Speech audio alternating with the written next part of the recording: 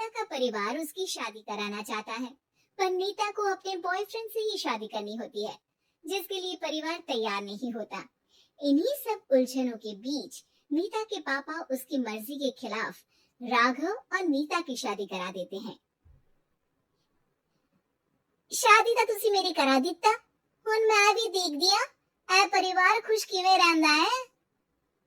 अपने गुस्से के चलते नीता शादी के अगले ही दिन से परिवार में सबको उल्टे जवाब देना, किसी की कोई बात ना सुनना और अपने मन मुताबिक रहना शुरू कर देती है, जिससे घर में सबको दिक्कत होती है, लेकिन नीता को कोई कुछ नहीं बोलता। एक दिन सास नीता के पास आती है। बहू, की गल तुसी किवें नाल या किसी गल से नाराज हो? तुहानू मेरी फिक्र करन दी कोई लोड़ नहीं, मैं ठीक हाँ। ऐसा बोल नीता वहां से चली जाती है, पर सास की बात उसके मन में रह जाती है। शादी के अगले दिन से ही मैं सब दे नाल किन्ना औखा बिहेव किता, फिर भी अब मेरे तो इन्ने प्यार नाल गल किवें कर सकदी आ। मानू नफरत करनी नहीं आउंदी, ऐस करके वो सोचती है कि एक ना एक दिन तुम्हारा गुस्सा भी खत्म हो जाऊगा। यह कदे नहीं हो सकता।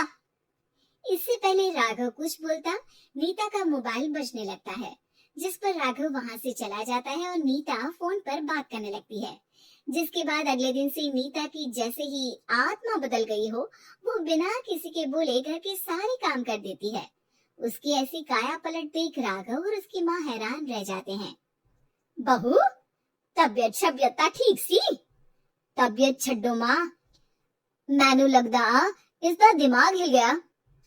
ए तुसी दोनों की गल करी जांदे हो? मैं ठीक हाँ ते मेरा दिमाग भी। बस आज रियलाइज हो गया कि मैं अपने गुस्से विच कितना प्यारा परिवार ठुकरा रही सी। नीता की बात सुनकर सब बहुत खुश होते हैं और अब नीता सास की सेवा से लेकर पति की हर बात मानने लगती है, जिसकी वजह से कुछ ही समय में घर की सारी भाग दौड़ उसके हाथों में आ जाती है। उसी के साथ सास और राघव भी हर काम के लिए नीता पर ही डिपेंड हो जाते हैं। नीता, मेरा लैपटॉप किथे आ? बहू, मेरी दवाइयाँ। अब नीता अच्छी पत्नी और सर्वगुण संपन्न बहू बन गई होती है और इसी तरह विश्वास जीतते हुए एक दिन तिजोरी की चाबियां भी उसके हाथ में आ जाती है। ऐ हुई ना गल, हुन आएगा जिंदगी विच स्वाद।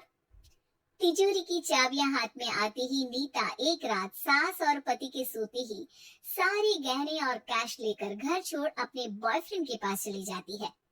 रवि, मैं आ गई, अब सानू कोई अलग नहीं कर सकता।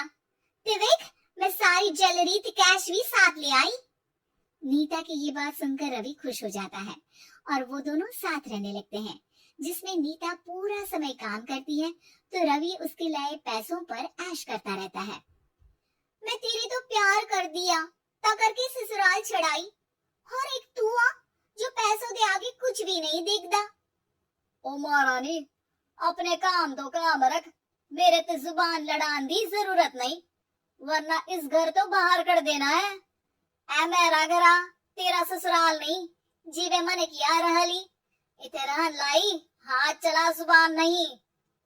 रवि की बातें सुन नीता के सिर पर जैसे आसमान ही टूट जाता है।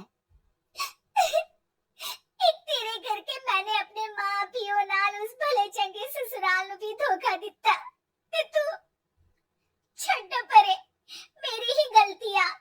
जे आखा उत्थे तेरे प्यार दा पर्दा डाल, उस दिन फोन ते तेरी गल्ला विच आ गई, जे नहीं आउंदी ता आज खुशी नाल उथे ही बैठी होनी सी।